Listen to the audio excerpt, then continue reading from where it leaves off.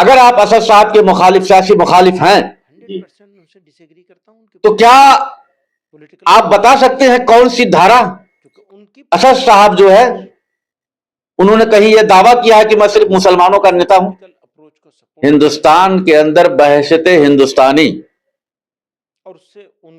کسی بھی پارلیمنٹین کی حیثیت سے اٹھ سکتا ہے؟ اگر آپ اسلام اور مسلمانوں کے چشمے سے دیکھ رہے ہیں تو پھر بتا دیجئے قرآن کی وہ کون سی آیت ہے یا حدیث کی وہ حدیث کون سی ہے جو اس بات کی مخالفت کرتی ہے کہ اسد صاحب کہیں سے نہ اٹھے۔ تو میرا سورج بھی، چاند بھی، تارا بھی ہے۔ دیکھیے اسد صاحب کی وہ شخصیت ہے، دوست تو دوست، دشمن بھی ان کا گن گاتا ہے۔ وسیم رضوی نے جو تکلیف ہندوستانی عوام کو دیا ہے،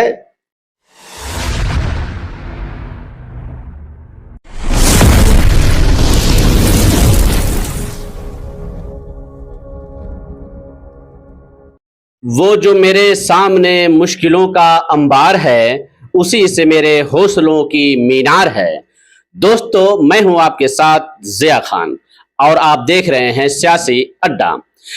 ساتھیوں، محمود مدنی صاحب اپنے بیانوں کو لے کر کے بہت ہی چرچا میں چل رہے ہیں۔ انہوں نے جو کچھ کہا ہے، میں سمجھتا ہوں کہ ان کا کہنا عوام کے لیے قابل قبول نہیں ہے۔ ساتھیوں، میں اس وقت آپ کے سامنے موجود ہیں محترم مولانا انوار خان صاحب، جو کچھ سوالوں کے جواب ان کے سوالوں کے جواب دیں گے آپ کے سامنے۔ تو آئیے ہم ان سے بات کرتے ہیں۔ محترم، آپ اپنا تعارف۔ السلام علیکم ورحمۃ اللہ وبرکاتہ۔ بسم اللہ الرحمن الرحیم۔ هو الاول والآخر والظاہر والباطن وهو بكل شيء علیم۔ وہی اول، وہی آخر، وہی ظاہر، وہی باطن، اور وہ ہر چیز پر قادر ہے۔ میری مراد یہ قرآن کی آیت اللہ تبارک و تعالیٰ نے اپنے شان اقدس میں بیان فرمایا ہے، اور میں اللہ کی پناہ چاہتا ہوں ان شر اور شرارے سے اور مفتنین اور ان کے فتنوں سے جو ہندوستان اور غیر ہندوستان میں علماء سوء وسوسہ پیدا کرتے ہیں۔ جی، کیا پوچھنا چاہتے ہیں آپ؟ سوال یہ ہے کہ جیسے کہ محمود مدنی صاحب نے کہا ہے کہ اسد الدین اویسی صاحب کی جو پارٹی ہے وہ دوسرے پارٹی کو سپورٹ کرتی ہے، یعنی بڑھاوا دیتی ہے، اور ان کا یہ بھی کہنا ہے کہ ان کو صرف تلنگانہ تک ہی سیمت رہنا چاہیے، نہ کہ دوسرے اسٹیٹ میں آنا چاہیے۔ اس پر آپ کیا کہنا چاہتے ہیں؟ بہت خوبصورت سوال ہے آپ کا۔ میں اپنی بات کی شروعات ان جملوں سے کرنا چاہتا ہوں۔ اے نااہل فرض شناس بن، اے نااہل فرض شناس بن، گر نہ ہو سکے تو چلمن میں بیٹھ۔ دیکھیے مولانا محمود مدنی اور ہمارے بیرسٹر اسد صاحب، دونوں کی شخصیتیں معروف ہیں، اظہر من الشمس ہیں، دنیا انہیں جانتی ہے۔ پہلی چیز تو کسی پر اعتراض کرنے سے پہلے اپنے اعتراض کی ویلو کو جانچ اور پرکھ لینا چاہیے۔ ایک ایسے شخصیت پر ایسی ذہنیت سے سوال کر رہے ہیں جس سے اسد صاحب کو تکلیف پہنچے نہ پہنچے، ہندوستان کے اکثر عوام، اس میں مسلم اور غیر مسلم دونوں شامل ہیں، ان کے مخالف ہو گئے ہیں، اور لوگوں کو بہت ساری تکلیفیں محسوس ہو رہی ہیں، جس کی وجہ سے اکابر علماء کرام نے اس دور کے ان کی مخالفت کی ہے۔ خود دارالعلوم کے محتمم مفتی ابو القاسم نعمانی اور مولانا سجاد نعمانی، حضرت مولانا عمرین محفوظ، اور بہت سارے دیگر علماء کرام کی ایک لمبی فہرست ہے جنہوں نے ان کے بیانات سے عدم اتفاق کا اظہار کیا ہے، اور انہیں جو ہے انہوں نے کہا کہ ایسا نہیں کرنا چاہیے. اور یہ جو جس جمعیت کے یہ کارکن تھے، اس جمعیت کے اکثر لوگوں نے ان سے ناراضگی جتاتے ہوئے کچھ لوگوں نے اپنا استعفیٰ نامہ بھی پیش کر دیا ہے. تو یہ بات سمجھ میں آنی چاہیے کہ عوام سے میری مراد وہ سیکولر ذہنیت رکھنے والے لوگ جو غریب عوام کی بہبود و بھلائی کے لیے آواز اٹھاتا ہے اور ان کی بھلائی چاہتا ہے، تو اس کی آواز اٹھانے کے لیے ان کو تکلیف ہو رہی ہے. حالانکہ میں ان سے کتنے لوگوں نے یہ مطالبہ کیا ہے کہ آپ اپنے فرض منصبی سے استعفیٰ دے دیجئے، آپ اس لائق نہیں ہیں.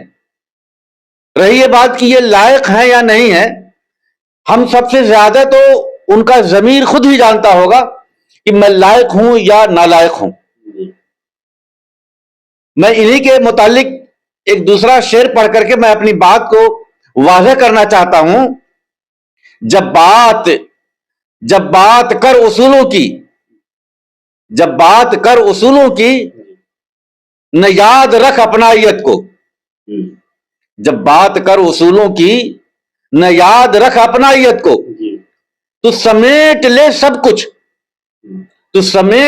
سب کچھ نہ لحاظ رکھ لیل و نہار کا. یعنی تھوڑا اس کا مطلب آپ بتا دیجئے جو آپ نے یہ شعر بولا ہے. دیکھیے، یہ شعر ایک دم آسان جملوں میں ہے کہ اصول کی کرسی پہ بیٹھ کے اصولوں کی بات کرنے والے کو کوئی بھی چیز اصول سے ہی لینا چاہیے اور اصول ہی سے انکار کرنا چاہیے. اگر اصول سے ٹکراتا ہے تو لیل و نہار کا مطلب دن و رات ہو، یعنی ظلمات ہو، اندھیرا ہو، غم ہو، نہار اور روشنی ہو، اس کا پاس و لحاظ نہ رکھا جائے. تو میں یہ کہنا چاہتا ہوں کہ یہ کہنے کا میرے مطلب یہ ہے کہ مولانا آپ کی شخصیت متعارف اس لیے ہے کہ آپ کا کام ہے، آپ ورثۃ الانبیاء کے دعوے دار ہیں، اور اس کی ذمہ داری یہ بنتی ہے کہ دین و ایمان اور قرآن و شریعت کی حفاظت کیا جائے. مسلم عوام کو دینی ترغیب و ترہیب اور تزکیہ نفس، مسلم معاشرے کے اصلاح کے لیے، مساجد و مدارس مکاتب کی بھلائی کے لیے، قوم و ملت کا ہمدرد رکھنے والے حکومت کے کارکنان سے بہترین مشورہ کر کے کوئی ایسا لاہے عمل تیار کیا جائے جو عوام الناس کو فائدہ دے، اس پر عوام کے سامنے اسے پیش کرنا چاہیے. یہ آپ کی مشغولیت ہے، یہی دین ہے، یہی دنیا ہے، اور یہی آپ کی سیاست ہے. لیکن آپ کو یہ سب نہ کہا کر کے آپ کسی کی شخصیت پر آپ سوال اٹھا رہے ہیں اور اس کے سیاسی منظر نامے پر آپ کہہ رہے ہیں کہ یہ دوسرے پارٹی کو تقویت دیتے ہیں، اور ان کی جماعت میں، ان کے منچ پر ان کی عوام جو بیٹھی ہوتی ہے وہ پاگل ہے. میں یہ کہتا ہوں ان کی یہ باتیں چند وجوہات سے خالی نہیں ہیں. ایک تو یہ نااہلی کی دلیل ہے، دوسرا یہ بغیر اسٹڈی کے اور بغیر مطالعے کے، بغیر کچھ جانے ہوئے عوام کے سامنے، عوام کے منچ پر بیٹھ کر کے کچھ بھی کہہ دیتے ہیں اپنی زبان سے. آپ کہیں گے کہ مولانا آپ ان کے اوپر الزام لگا رہے ہیں. میں الزام نہیں لگا رہا ہوں، انہوں نے کئی بار معافی مانگی ہے. جو آدمی سوچ اور سمجھ کر کے کوئی بات ایک من سے دعویٰ کرے گا تو وہ غلط نہیں بولے گا. انہوں نے کئی جگہ معافی مانگی ہے، اور مسلم عوام جو چاہتی ہے آپ اس کی سرے سے خارج کر دیتے ہیں. और आप बन जाते हैं मुसलमानों के मसीहा। भाई अगर आप असद साहब के मुखालिफ, सियासी मुखालिफ हैं, तो क्या आप बता सकते हैं कौन सी धारा, कौन सा सेक्शन इस बात की वजाहत करता है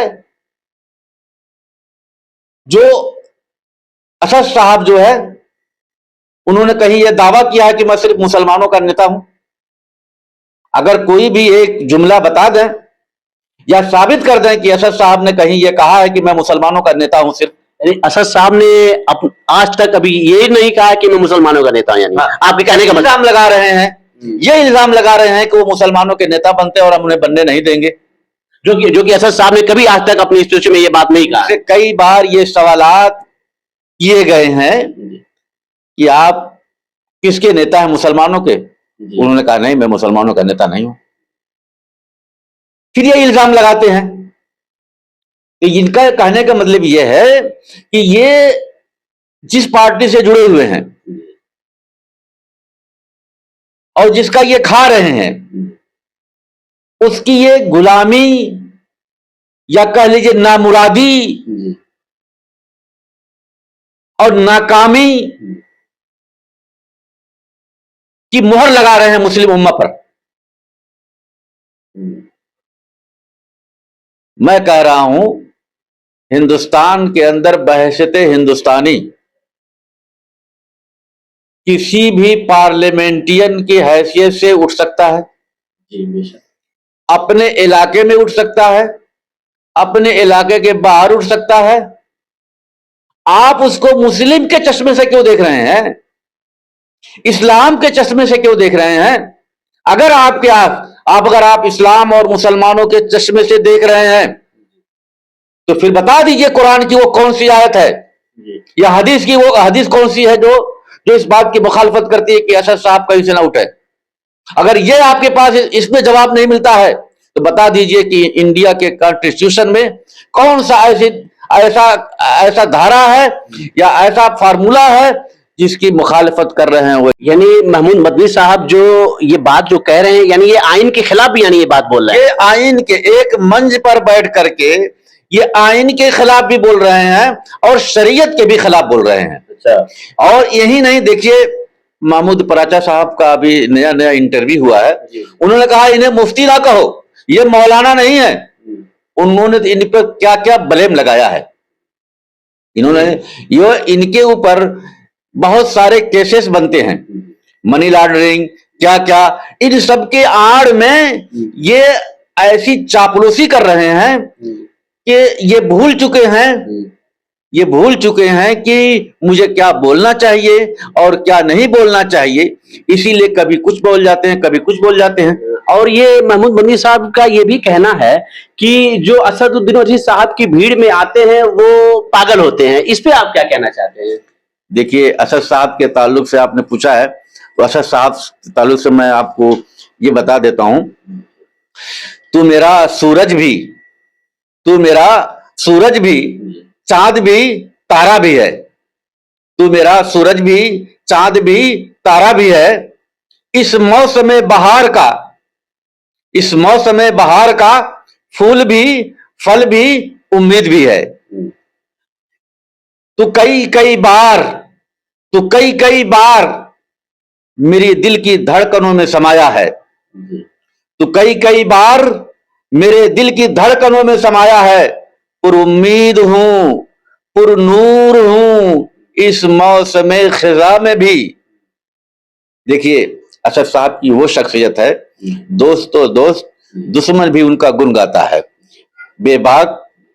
और वो किसी खास तबका, किसी खास जमात, किसी खास धर्म, किसी खास मिल्लत की सियासत नहीं करते हैं। मुझे जहां तक उम्मीद है, मैंने उनकी जात के ताल्लुक से उनके लेक्चर्स या उनके जिंदगी के आमदोरफ्त में मैंने ये महसूस किया है कि वो ईमान और तकवा के हिसाब से भी एक अच्छा मकाम रखते हैं और वो बात भी उनकी कहीं होती है जो पकड़ी नहीं जाती है। इनसे ज्यादा उनकी स्पीचें होंगी, लेकिन वो कहीं माफी नहीं मांगे हैं। ये गाहे बगाहे बैठे हैं اور انہوں نے معافیوں کی ایک فہرست تیار کر دی ہے. اب معافی مانگتے مانگتے اس مقام پر یہ پہنچ گئے ہیں کہ اب جو ہے یہ مسلم عوام کی دل آزاری کر رہے ہیں. کیسی دل آزاری؟ آئیے میں اس دل آزاری کی تشبیہ کر دیتا ہوں. جی بتائیں. آپ نے وسیم رضوی کا نام سنا ہے نا؟ وسیم رضوی کو ادھیکش بنایا گیا تھا شیعہ وقف بورڈ کا. جب اس نے مال سارا سمیٹ لیا، اب جب وہ قانون کی نگاہ میں مجرم قرار پانے کی اسٹیج پر آیا تو وہ باقی باتیں کرنے لگا.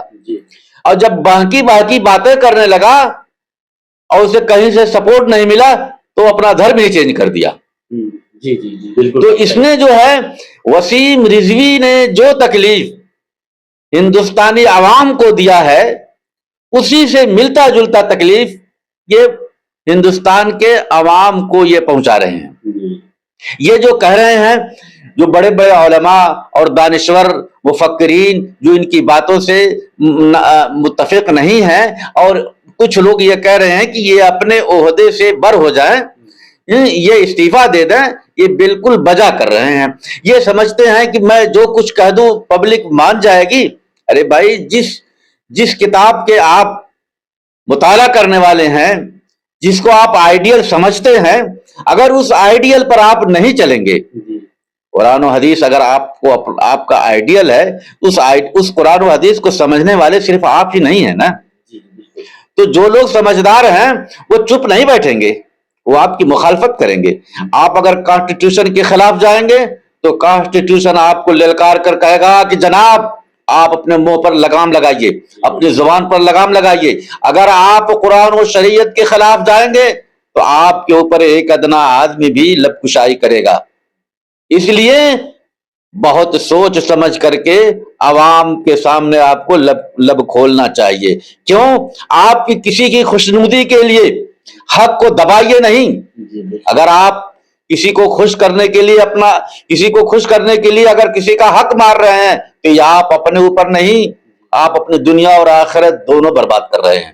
بے شک بے شک. اور سوال ان پہ ایک بنتا ہے جو انہوں نے کہا ہے کہ شری رام جی جو ہیں ہندوستان کے امام ہیں، اس پر آپ کیا کہنا چاہیں گے؟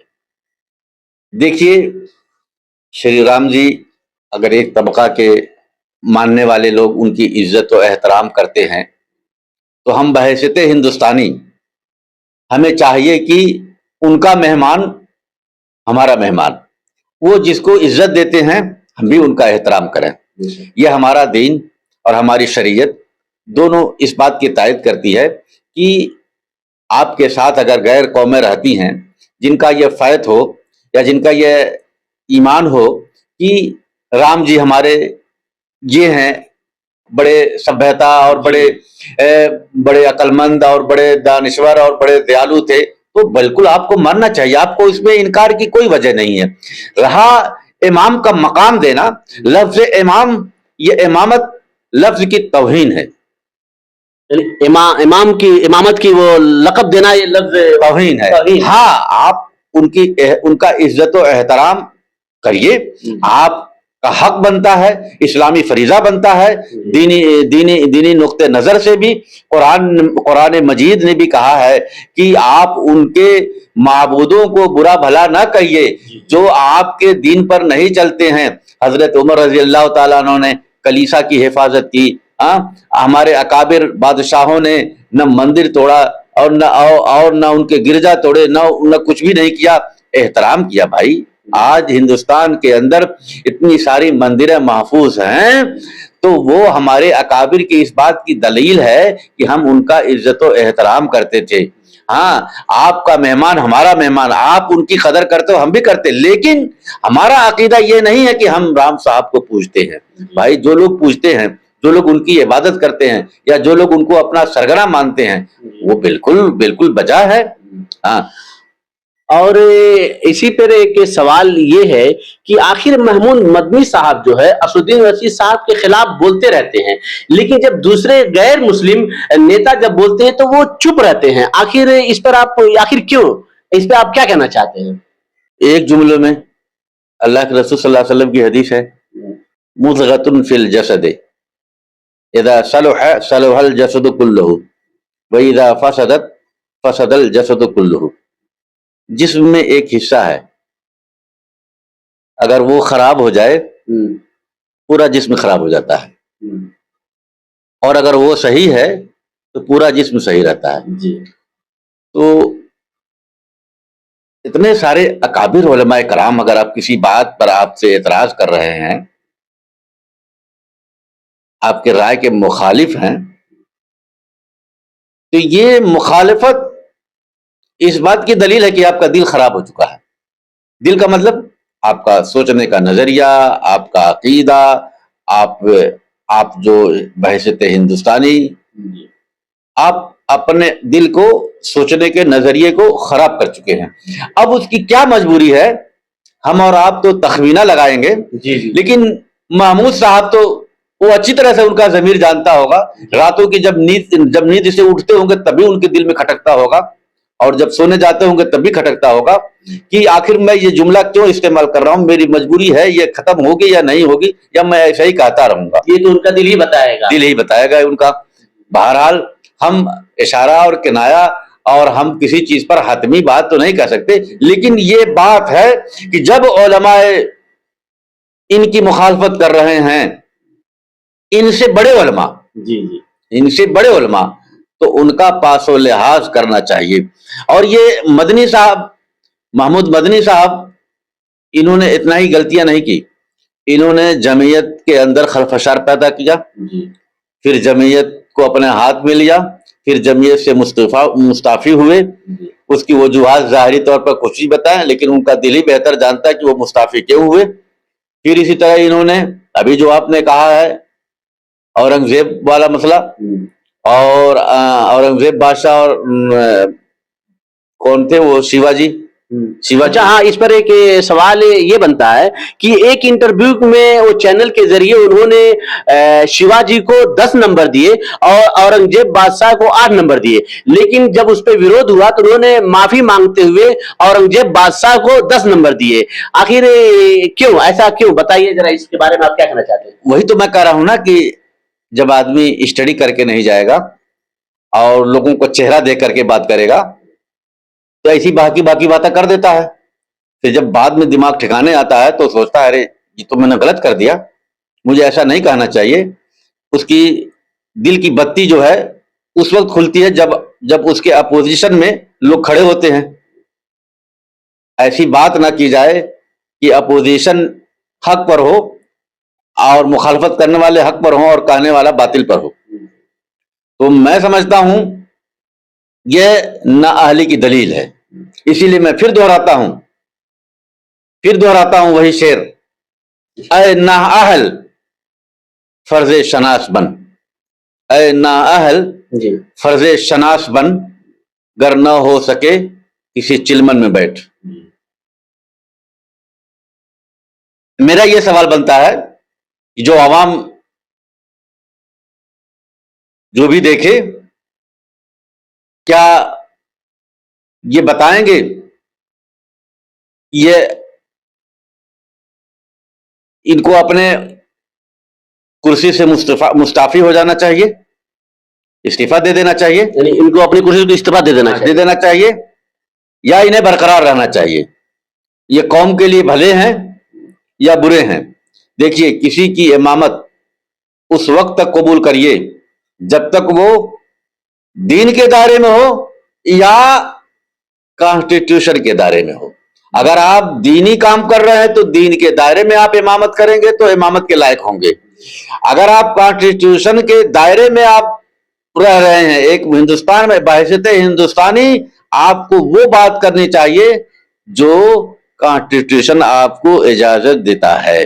और बिल्कुल कॉन्स्टिट्यूशन इस बात की इजाजत नहीं देता कि आप असद साहब की भीड़ को पागलों से तशबीह दें और असद साहब को आप उनको आंधरा तक रोकें।